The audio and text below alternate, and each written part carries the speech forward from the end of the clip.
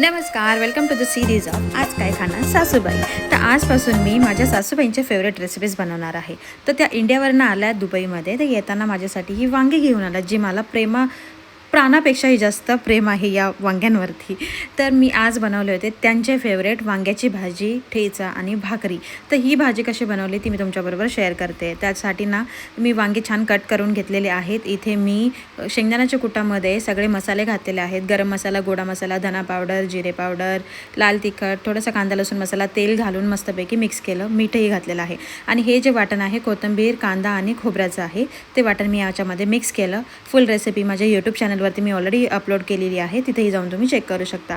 नंतर वांग्यामध्ये मस्त मसाला भरून घ्यायचा आणि आता कढईमध्ये तेल, जिरे, मोहरी, कढीपत्त्याची कडक फोडणी करायची आणि त्यामध्ये ही वांगे टाकायची आणि नंतर 5 मिनटं झाकून ह्याला तसंच ठेवायचं, अजिबात हलवायचं नाही. 5 मिनटांनी वांग्यांचा कलर चेंज होतो. नंतर उरलेला जो मसाला आहे तो यामध्ये घालायचा, याला छानपैकी मिक्स करायचं आणि त्यानंतर मग याच्यामध्ये थोडंसं पाणी घालायचं. खूप जास्त पाणी घालायचं नाही, जेमतेम वांगे भिजतील एवढंच पाणी घालायचं आणि नंतर झाकण ठेवून याला मस्तपैकी 5-7 मिनटं शिजू द्या. तुमची वांग्याची भाजी एकदम तयार आहे. भाकरी, ठेचा, वांग्याची भाजी हा आजचा भेट होता. रेसिपी आवडली ना, फॉलो करा. Till then bye.